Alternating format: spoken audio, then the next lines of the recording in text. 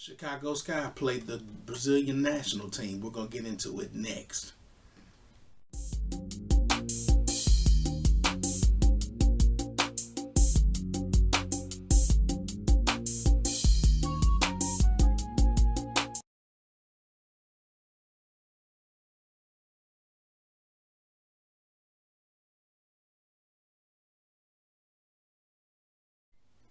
What it do, folks? I'm the Beat Chef. We'll watch the damn tape. Hit that like, that share, that subscribe button. Hit that bell to get notified when I drop my next video. New subscribers, I thank you for joining. Hope you enjoy this show. Old subscribers, thank you for helping me build this platform and continue to push out this content. Let's get into the Chicago Sky game versus the Brazilian national team held at the Maravich Assembly Center in Baton Rouge, Louisiana, home of the LSU Tigers. The Sky get the win 89-62. The Brazilian national team is a mix of older veteran players, some that are in college, and others that are about to enter college. They have basically two high school players on the team.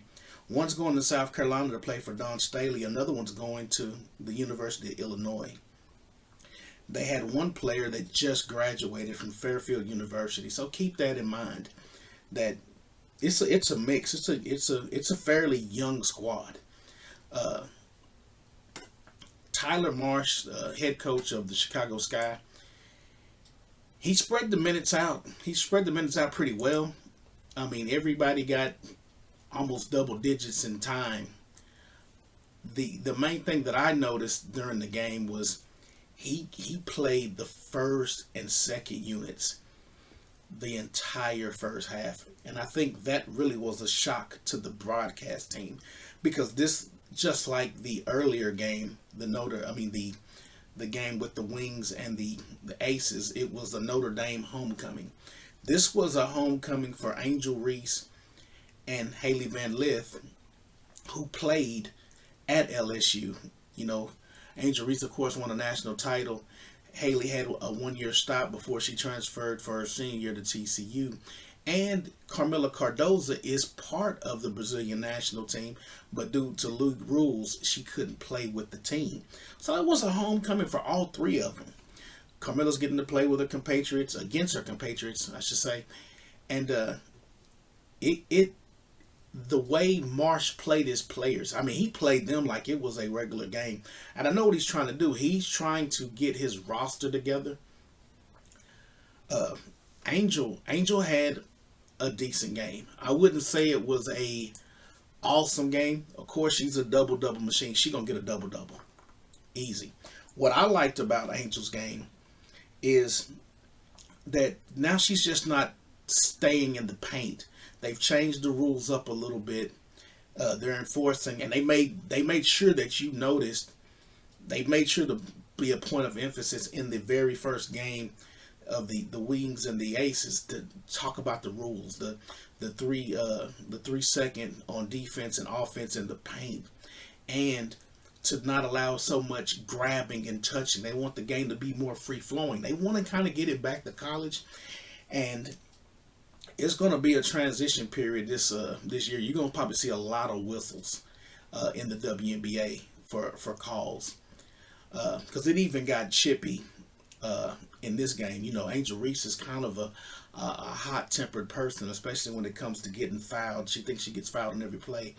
But I like the fact that Tyler's got them spacing the floor more, and I think a big part of that is having Vandersloot there. I think a point guard, I think one of the things that helps Angel Reese is having a high IQ point guard. And I think her time in Unrivaled, the best thing that came out of Unrivaled with Angel Reese is that she played with Chelsea Gray, and Chelsea Gray is a floor general. And I think a lot of Chelsea Gray's mind and angles got into Angel Reese, into her play. And I also think that Tyler Marsh being with the Aces, coaching Chelsea Gray, coaching A'ja Wilson, and bringing that system to Chicago, you can see him implementing that same blueprint on the Sky. You can see him using her more as a point forward because she's tall. And so she can see the floor when most guards are around 5'11", 5'10", 5'8", so on and so forth. She's she's she's a skyscraper compared to them. She made a lot of excellent passes on outlets to Cardoza and other players on in transition, and she did the same thing in Unrivaled.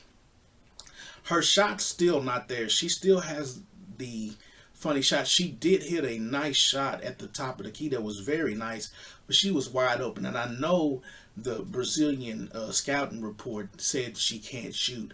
So if you look at this video, you'll see that there's about 6-7 feet between her and the defender, but she hit the shot and it was a smooth stroke.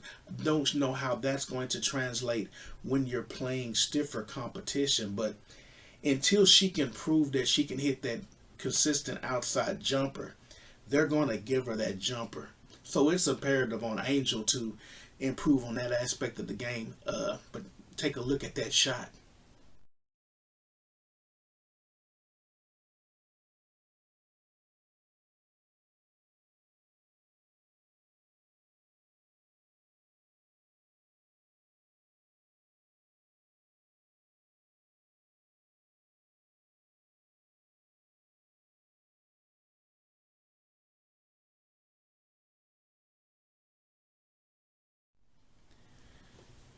Hailey Van Lith didn't get into the game until the 5:43 mark into the third quarter. And when she got in, she made an impact early.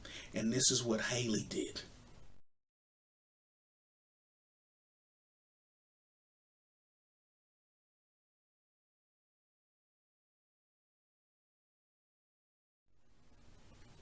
Now, Hailey, uh, she's in a different spot.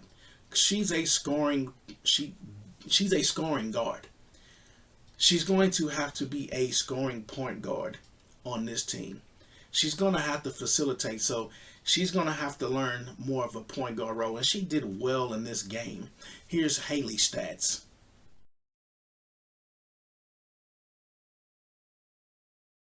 Now, Hailey played 13 minutes. She was aggressive. One thing about Hailey, she's a scrappy player, and she'll take it to the rack. She'll give her body up. She's just like she's in TCU mode, which is good to see. She played 13 minutes. She had 11 points. 5 assists, rebounds, 3 rebounds, had some steals. She's gonna have to play defense. She's going to have to get it on the defensive end in this league. There's no breaks for Hailey, especially in on this team. You can clearly tell that Tyler respects seniority. So he's going to defer towards the older players, the veteran players more. So it was good to see Maddie in the game. Maddie got in the game for 11 minutes, had 5 points.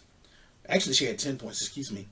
Uh, it was weird seeing the give and go between her and Hailey Van Lith, knowing that they just played in the tournament a few weeks ago. But here's that play on in the game against Brazil.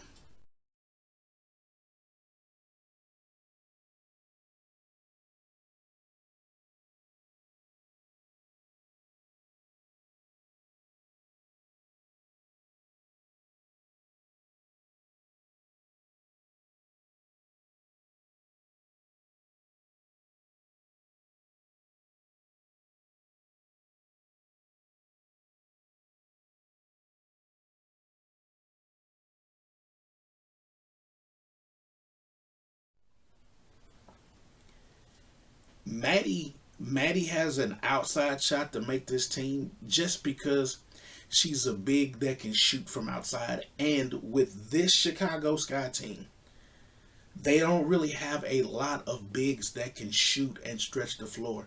With Angel Reese and Cardoza being paint cloggers, you need people that can space the floor. That's why Kia Nurse on this team is so valuable because she can shoot from a distance.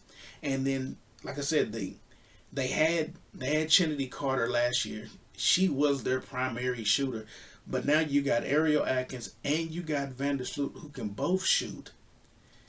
they can open it up.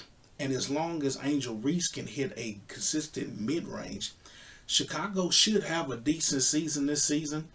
Uh, I wouldn't take too much out of the game that she had, Angel Reese had against basically essentially high school and college kids. 15 points, 10 rebounds. She gonna get a double. She gonna get a double double. I mean, that's just in her DNA. The things I want to see from her is when she gets into a situation where she's playing an opponent that's equal or greater to her talent level, will she revert back into the old Angel Reese with the bad footwork and the awkward shot and be passive? She's going to be tenacious on the rebound. She's going to be tenacious when she shoots and she misses and she goes back up and try to get her own shot. That's the reason why her shooting percentage was low last year. If Angel Reese can get to around 47% and hit an outside shot on a consistent basis, I don't care if she even does the old Bill Cartwright from the Bulls with the bad form. As long as it goes down, she'll help her team immensely. They've tried to put some shooters around her. The one thing about their draft, after watching Aaliyah Nye in the first game, it makes you wonder, why did they draft the young lady, Anusha, Ashka, what's her last name? Ashka Savika. Why did you draft her at 10? You could have gotten a nice backcourt with Hailey Van Lith and Aaliyah Nye, or even Isaiah James and Hailey Van Lith. Somebody that can help you now, because Asha's not in camp with them.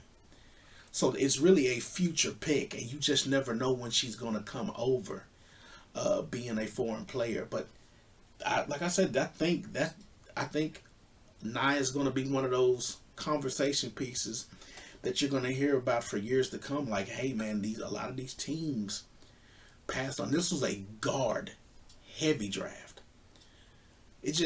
I wish they had to put more pieces around Cardoza, because I know what Tyler Marsh is trying to do.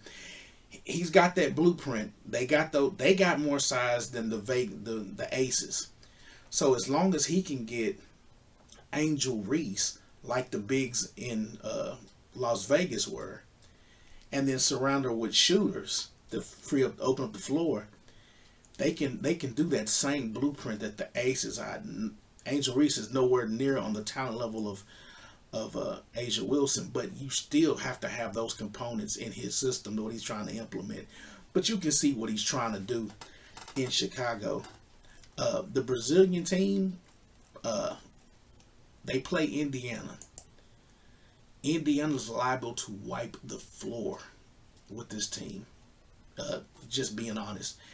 And one thing about this broadcast that I'll mention, that building holds, that Maravich Assembly Center holds 13,000 people. They had a little over 6,373 people. That building holds 13,000. There was a lot of empty seats, and I mean a ton of empty seats. And things I noticed about the broadcast, the announcer, I don't remember her name particularly, neither one of them. But the first half, they were kind of hoping to get Angel Reese and Hailey Van Lith on the court at the same time, so they could go into you could tell they already had a little thing set up where they were going to talk about them being on the same team. They didn't get a chance to do that until the second half. But they brought on Kim Mulkey during the broadcast, and they were trying to fill in space during the game. And the one of the commentators mentioned to Kim Mulkey about people criticizing Angel Reese's, her game and shooting. And then she referred to him, which is one thing I hate, is a hater. And then Kim Mulkey went into why criticizing the game, and she tried to take the high road. About 2 or 3 minutes later, and during this transaction where they're talking about Angel Reese's efficiency and shooting percentage, It's some of the worst back and forth basketball you'll ever see go on. It's air balls, blown layups. I mean, there was a couple times where there was some nice passes being given and just absolutely blundered. Turnovers by veterans. It was bad basketball. And this is all going on while they're talking about efficiency, which I thought was very funny. And then shortly after Kim Mulkey leaves, the commentators talking about, Angel Reese, and you can tell she's an Angel Reese apologist. There's some bad play going on, bad shooting, and then she instantly says Angel Reese needs to improve her efficiency from last year. And it's like, even though we do it and we point out the obvious, she was trying to admonish us, and at the same time she's doing the exact same thing. I just thought that was the funniest thing ever. Hailey Van Lith scored her first points on the and one, and so did Maddie Westbeld. Scored her first points on a and one. I like the youth that they got in Chicago. Hopefully, Maddie can make the team. The bottom of their team isn't the best. They had a lot of players on there. Morgan Birch just chunking it up, not really consistent. So hopefully Maddie can get in on one of those last roster spots, because he played. Like I said, you can tell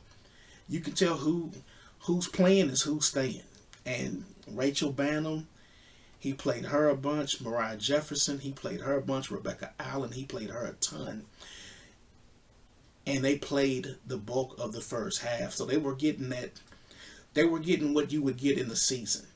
So you could kind of tell that second half is who's on the bubble. Even though Hailey was in that mix, still in the bubble. Still in the bubble. I mean, it's only 12 spots. Some teams carry 11. So it's imperative that they show something in the next week, because cuts are coming. I can see three people, Bowler, Pelusis, and Ariel Gerontes. Not the best. Not the best. Not the best hoopers. Even Mariah Jefferson at times looks suspect in this game, but it's gonna be a toss up to who makes this team and how they play going forward. But I'd like to know your comments. Leave them below. And until next time, peace.